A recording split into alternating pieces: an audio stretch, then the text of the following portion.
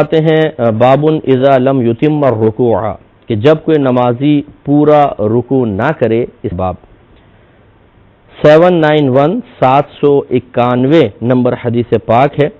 حضرت زید بن وہب روایت کرتے ہیں کہ حضرت حذیفہ رضی اللہ تعالی عنہ نے ایک شخص کو دیکھا کہ اس نے نماز میں پوری طرح رکوع اور سجدہ نہ کیا، یعنی تیزی سے رکوع کر کے پورا اٹھا نہیں، سجدے میں چلا گیا، سجدے میں بھی مکمل نہیں اٹھا، فوراً اگلا سجدہ کر دیا۔ تو آپ نے اس سے فرمایا، یعنی جب وہ نماز سے فارغ ہوا تو آپ نے اس سے فرمایا کہ تم نے کامل نماز نہیں پڑھی، اگر تم اسی طرح نماز پڑھتے ہوئے مر گئے تو تم اس طریقے کے خلاف مرو گے جس طریقے پر اللہ تعالی نے سیدنا محمد صلی اللہ علیہ وسلم کو پیدا کیا ہے۔ تو آپ یہ دیکھیں کہ کس طریقے سے صحابہ کرام علیہم رضوان نمازوں کا مشاہدہ کیا کرتے تھے، دیکھا کرتے تھے، پھر کسی کی کوئی غلطی ہے تو اس کی اصلاح فرمایا کرتے تھے۔ تو اس لیے یہ ہوا کہ جو نبی کریم صلی اللہ علیہ وسلم کے طریقہ ہے، آپ کے مختلف چیزوں کے بارے میں، خصوصاً عبادات کے بارے میں طریقے ہیں، ان کو ہمیں سیکھنا چاہیے اور اس کے مطابق ہمیں عبادات کامل طریقے سے ادا کرنا چاہیے۔ اور اس حدیث سے بھی پتہ چلا کہ جو صاحب علم لوگ ہیں، اگر وہ کسی کے وضو میں کوئی کوتاہی دیکھتے ہیں، نماز کی ادائیگی میں کوتاہی دیکھتے ہیں، اور کسی عبادت کی تکمیل میں کسی غلطی میں کسی بھی شخص کو مبتلا دیکھتے ہیں اور اصلاح کرنے میں کوئی قباحت محض نہ کریں اور یقین ہو کہ سامنے والا اصلاح قبول کر لے گا، تو پھر ضروری ہے کہ اس کی اصلاح کی جائے۔ اس میں اصول یہ پہلے یاد رکھیں کہ اگر آپ کو یقین ہے کہ میں اس کی اصلاح کروں گا اور یہ میری اصلاح قبول کر لے گا، پھر تو ہمیں اصلاح ضرور کرنی چاہیے۔ اگر وہ کوئی فرض ترک کر رہا ہے تو پھر اصلاح کرنا ہم پر لازم ہو جائے گا، اگر واجب ترک کر رہا ہے تو واجب بھی چونکہ ضروری ہوتا ہے، اب بھی اصلاح کرنا ضروری ہوگا، اگر ہم نہیں کریں گے تو گناہ ہوں گے۔ ہاں اگر اسے سنت کو ترک کر رہا ہے یا مستحب کو ترک کر رہا ہے، اس میں پھر تبلیغ کرنا بھی سنت یا مستحب ہوگا، اگر نہیں کریں گے تو فضیلت سے محرومی ہوگی۔ یہ سب تفصیل و صورت میں جب ہم یقین ہے کہ سامنے والا ہماری بات کو مان لے گا۔ لیکن اگر آپ کو یقین ہے کہ وہ مانے گا نہیں، یا جھگڑا کرے گا، یا اور ہائپر ہو جائے گا، اور یا پھر اوٹ پھول بکنے لگ جائے گا، تو پھر اس کو اگر آپ نہ بھی تبلیغ کریں تو آپ بالکل گنہگار نہیں ہوں گے۔ جیسے اکثر ایسا ہوتا ہے کہ جو ہمارے پرانے بزرگ ہوتے ہیں، بوڑھے حضرات ہوتے ہیں، ادھیڑ عمر کے ہوتے ہیں، جنہوں نے اپنے زمانے میں شاید مطلب ان کو استاد میسر نہیں آئے تھے کہ وہ کچھ سیکھیں، تو وضو میں غلطیاں کر رہے ہوتے ہیں، نماز میں کوتاہیاں کر رہے ہوتے ہیں۔ اب اگر کوئی مطلب ینگ شخص انہیں سمجھانے کی کوشش کرے تو غصے میں آ جاتے ہیں، ارے تم کل کے بچوں ہمیں سمجھا رہے ہو،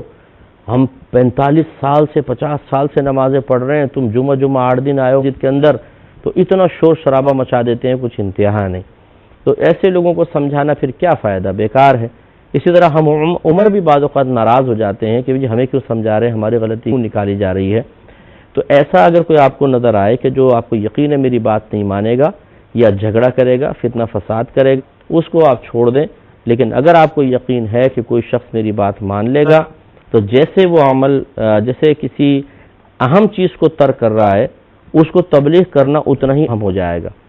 فرض ترک کر رہا ہے یا واجب ترک کر رہا ہے یا سنت موقدہ، یہ تینوں چیزیں چونکہ اہم ہیں تو ہمیں فرض میں تبلیغ کرنا بھی فرض ہو جائے گا، واجب میں واجب ہو جائے گا، سنت موقدہ میں بھی لازم ہوگا کہ ہم کریں۔ ایک دو بار ہم نے تبلیغ نہیں کی تو برا کیا، اور ورنہ پھر گناہگار بھی ہوں گے۔ اور اگر مستحب یا سنت ترک کر رہا ہے تو پھر آپ تبلیغ کریں، بہت اچھی بات ہے، نہیں کریں تو کوئی گناہ نہیں ہے۔ لیکن اگر وہ شخص سامنے کا یقین ہے، نہیں مانے گا، جھگڑا کرے گا، تو پھر چاہے فرض ہو واجب ہو کوئی بھی ہو، ترک کرنے دیں، پھر آپ اس کو نہ بھی سمجھائیں تو آپ گناہگار نہیں ہوں گے۔ اگلے باب کی طرف آتے ہیں، بابو استواء الظہری فی الرکوع، یعنی رکوع میں پشت کو استواء الظہری فی الرکوع، رکوع میں پشت کو سیدھا کرنے کا باب۔ اس میں بس ایک تعلیق لے کر آئے، حدیث نہیں لے کر آئے اس باب کے تحت، کہ حضرت ابو حمید رضی اللہ تعالی عنہ نے اپنے ساتھیوں سے کہا کہ نبی کریم صلی اللہ علیہ وسلم نے رکوع کیا، پھر اپنی کمر کو جھکایا، یعنی بالکل سٹریٹ سرکار رکوع کے اندر کمر کو سیدھا رکھتے تھے۔ اگلا باب قائم کیا ہے، باب حدی اتمام الرکوع والاعتدال فیہ والاطمانینۃ، یعنی رکوع میں رکوع کرنے کی حد اور رکوع میں اعتدال اور طمانینت کا باب۔ اعتدال مانے بالکل سکون سے اور مکمل طور پہ کرنا، طمانینت مانے اطمینان سے ارکان کو ادا کرنا۔ 792 نمبر اس کے تحت حدیث لے کر آئے ہیں کہ حضرت برا رضی اللہ تعالی عنہ بیان کرتے ہیں کہ نبی کریم صلی اللہ علیہ وسلم کا رکوع اور سجود اور دو سجدوں کے درمیان جلسہ یعنی بیٹھنا اور رکوع سے سر اٹھا کر قوما یعنی کھڑے ہونا سوائے قیام اور قعود کے سب برابر تھے۔ یعنی قیام لمبا ہو سکتا تھا سرکار کا، یا آپ کبھی بیٹھتے تھے احتیاط میں وہ طویل ہوتی، ورنہ باقی جو آپ رکوع فرتے پھر سجدے وغیرہ، رکوع سے اٹھنا پھر سجدے سے اٹھ کے بیٹھنا، یہ سب آپ تقریباً برابر کیا کرتے تھے۔ جتنا طویل رکوع اتنا رکوع سے اٹھ، جتنا طویل پہلا سجدہ دوسرا سجدہ بھی اتنا طویل، پھر دو سجدوں کے درمیان جو آپ بیٹھتے تھے اس میں بھی تھوڑی سی آپ طوالت ایسا کرتے تھے کہ سب کے سب یہ برابر ہوتے تھے۔ باقی قعود وغیرہ اور بیٹھنا یعنی جیسے تحیات میں ہے وہ طویل ہو سکتا ہے، قیام میں چونکہ قرات ہوتی ہے وہ طویل، تو وہ لمبا ہوتے تھے، باقی سب کے سب آپ برابر رکھا کرتے تھے۔ اگلے باب کی طرف آتے ہیں، باب امر نبی صلی اللہ علیہ وسلم الذی لا یتم رکوعہ بالعیادہ، یعنی جس نے رکوع صحیح نہیں کیا اس کو نبی کریم صلی اللہ علیہ وسلم نے نماز دہرانے کا حکم دیا، اس کا باب۔ حضرت ہریرہ رضی اللہ تعالیٰ عنہ بیان کرتے ہیں کہ نبی کریم صلی اللہ علیہ وسلم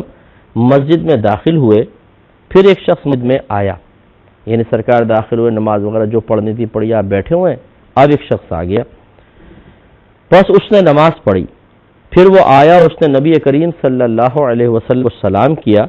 رحمت عالم صلی اللہ علیہ وسلم نے اس کے سلام کا جواب دیا اور فرمایا واپس جاؤ، بس نماز پڑھو کیونکہ تم نے نماز نہیں پڑھی۔ پھر اس شخص نے نماز پڑھی، یعنی چلا گیا نماز پڑھی، پھر دوبارہ واپس آیا، پھر اس نے سلام کیا، تو نبی کریم صلی اللہ علیہ وسلم نے ارشاد فرمایا کہ پھر جاؤ، پھر نماز پڑھو کیونکہ تم نے نماز نہیں پڑھی۔ یہ مکالمہ 3 بار ہوا، یعنی 3 بار وہ نماز پڑھ کر آیا، تینوں بار سرکار نے فرمایا جاؤ۔ پھر اس شخص نے عرض کی کہ اس ذات کی قسم جس نے آپ کو حق کے ساتھ بھیجا ہے، میں اس سے زیادہ اچھی نماز نہیں پڑھ سکتا، یا رسول اللہ میں نے اتنا ہی اسی طرح سیکھی ہے نماز، آپ ذرا مجھے بتائیں، بس آپ مجھے نماز سکھائیے۔ تو نبی کریم صلی اللہ علیہ وسلم نے فرمایا کہ جب تم نماز کی طرف کھڑے ہو تو اللہ اکبر کہو، پھر تم آسانی سے جتنا قرآن پڑھ سکتے ہو، یعنی الحمد تو پڑھیں گے، اس کے بعد جو آسانی سے قرآن پڑھ سکتے ہو وہ پڑھ لو، پھر تم رکوع کرو حتیٰ کہ تم اطمینان سے رکوع کر لو، یعنی تیزی کے ساتھ نہیں، رکوع کریں تو اطمینان سے، بس اس میں ٹھہریں، تسبیحات پڑھیں، پھر آرام سے اٹھیں، پھر رکوع سے سر اٹھا کر کھڑے ہو حتیٰ کہ اعتدال سے سیدھے کھڑے ہو جاؤ، جیسے سمع اللہ لمن حمدہ کہتے ہوئے کھڑے ہو، پھر ربنا ولک الحمد کھڑے ہو کر کہنا چاہیے، تو اس سے اطمینان اور اعتدال پیدا ہوگا۔ پھر آگے پھر ارشاد فرمایا کہ پھر سجدہ کرو حتیٰ کہ اعتدال سے سجدہ کرو، اعتدال مانے بالکل برابر اور نپتلا، تیزی کے ساتھ نہیں، ٹیڑھا میڑا نہیں، چھوٹا بڑا نہیں، بالکل اعتدال کے ساتھ۔ پھر سجدے سے سر اٹھا کر اطمینان سے بیٹھو،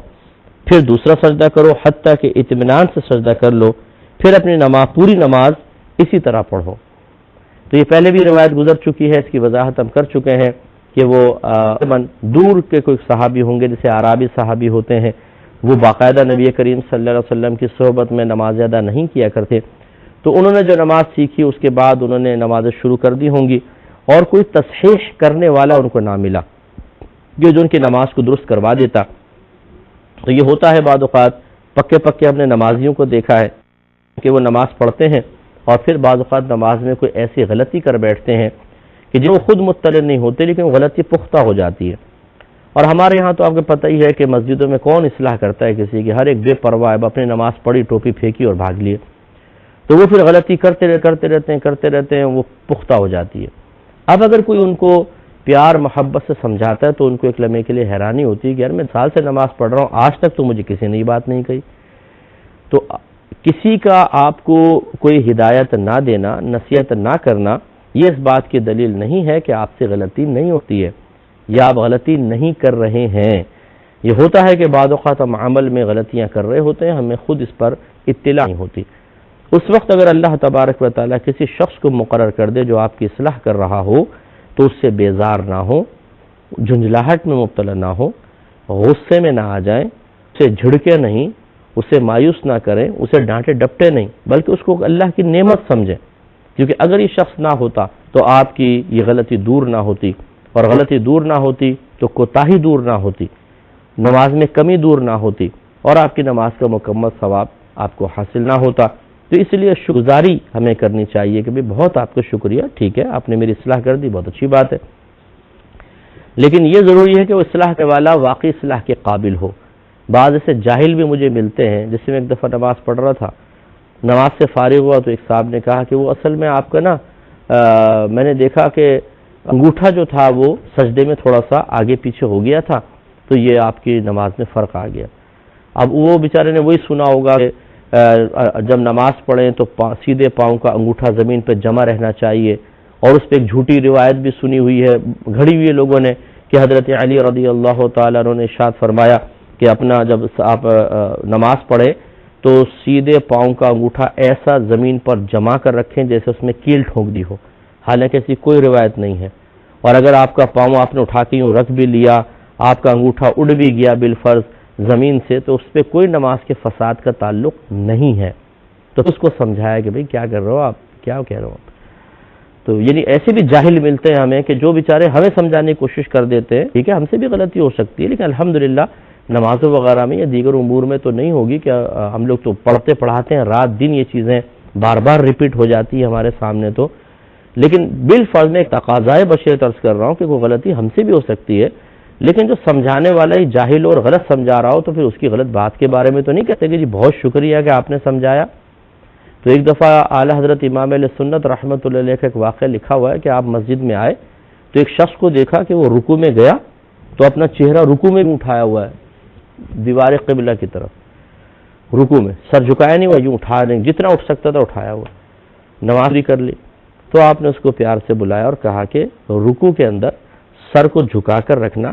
پیٹھ کے برابر رکھنا یہ سنت ہے۔ اب اس شخص نے جواب کیا دیا، کہنے لگا واہ واہ آپ یہ کیسی باتیں کر رہے ہیں، آپ کو نہیں پتا کہ کعبۃ اللہ کی طرف رخ کرنا، چہرہ کرنا یہ افضل ہوتا ہے؟ اب کہاں امام اعلیٰ حضرت جیسے بڑے فقیہ اور وہ بتا رہا ہے، اب ایسے بھی ہوتے ہیں جاہل کو ان کو سمجھائے تو اپنی لاجک بیان کر دیتے ہیں۔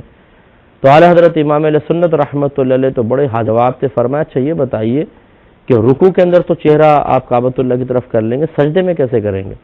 اس کا مطلب تھوڑی پہ سجدہ تاکہ آپ کا چہرہ کعبۃ اللہ کی طرف رہے، تو پھر وہ آدمی شرمندہ ہوا۔ تو یوں ہوتا ہے بعض اوقات کہ پہلے آپ کو اگر اصلاح کرنی ہے، ایک تو ہے کہ کوئی آپ کی اصلاح کر رہا ہے اور واقعی آپ دیکھیں کہ وہ صاحب علم ہے تو اصلاح ضرور قبول کریں۔ اگر اصلاح کرنے والے پر ہی آپ کو شبہ ہو جائے کہ پتہ نہیں آتا جاتا ہے کہ نہیں ہے، یعنی عام سا کوئی آدمی ہے، کوئی بعمل بھی نہیں ہے، باشرہ بھی نہیں ہے، کوئی صاحب علم بھی نظر نہیں آ رہا، تو پھر یہ کہ اس کو جھاڑے نہیں، وہ جو بات کہہ رہا ہے کہ کہہ دیں کہ ٹھیک ہے میں دیکھتا ہوں، اور پھر اس کی تصحیح کر لیں کہ وہ صحیح کہہ رہا ہے یا آپ صحیح ایک تو یہ ہے، ایک یہ ہے کہ آپ اصلاح کرنا چاہتے ہیں تو کس کی اصلاح کرنا چاہتے ہیں، کہ صاحب علم کی کرنا چاہتے ہیں یا عوام کی کرنا چاہتے ہیں؟ تو صاحب علم کے سلسلے میں تو میں آپ سے گزارش کروں گا کہ یہ ایک بہت بڑی بے ادبی ہے کہ عوام علماء یا مفتیان کرام کی اصلاح کے لیے کوشش کریں، کیونکہ بات وہی ہے کہ ہو سکتا ہے آپ نے ایک چیز کو بار بار پڑھا ہوا ہے لیکن اس عالم علم آپ سے بہت زیادہ ہو سکتا ہے وہ کسی اور روایت پر عمل کر رہا ہو، تو آپ اس کو ٹوکیں گے نہیں، یعنی اعتراض نہیں کریں گے، یوں نہیں کہیں گے آپ غلطی کر رہے ہیں۔ ہاں یہ ہو سکتا ہے کہ آپ ان سے پوچھ لیں کہ حضور میں نے ایسا سنا ہے آپ اس طرح پڑھے تھے تو میری معلومات میں اضافہ ہو جائے گا اگر آپ مجھے یہ تھوڑا سا مسئلہ سمجھا دیں، یہ ایک الگ چیز ہے ادب احترام کے ساتھ۔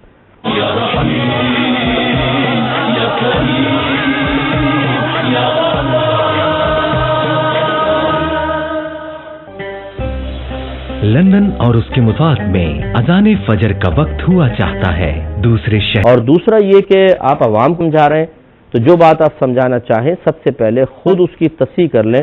ایک دفعہ دوبارہ اعادہ کر لیں، کسی کو بیان کر لیں کہ میں کہنا چاہتا ہوں کیا واقعی میں صحیح کہہ رہا ہوں کہ نہیں کہہ رہا ہوں۔ ہو سکتا ہے آپ نے غلط مسئلہ سنا ہو سکتا ہے ایک مسئلے کی دو صورتیں ہوں، ایک صورت اس نے اختیار کی ایک آپ کو پتا ہے، تو اس دوسری صورت جب اختیار کی تو یہ غلطی نہیں کہلائے گی، تو آپ اس کو کیسے منع کر سکتے ہیں؟ اس لیے پہلے معلومات حاصل کرنا بہت ضروری ہے۔ عوام کی معلومات بڑی ناقص ہوتی ہے، انہوں نے بعض اوقات مسائل کی ایک ایک صورتیں پڑھی ہوتی ہیں، حالانکہ ایک ایک عمل میں 3 4 صورتیں بھی ہو سکتی ہیں بسا اوقات، تو اس لیے ذرا اصلاح کرنا چاہیں تو اپنی اصلاح ضرور کر لیں۔ دوسری بات یہ ہے کہ جیسے یہ صحابی نے کہا یا رسول اللہ میں نے تو ایسی سیکھی تھی، آپ مجھے نماز سکھائیے، تو اسی طریقے سے میں آپ سے گزارش کروں گا، جو میرے بھائی جو میری بہنیں مجھے ملاحظہ کر رہے ہیں، میں پھر شاید پچھلی حدیث پر بھی میں نے کہا تھا،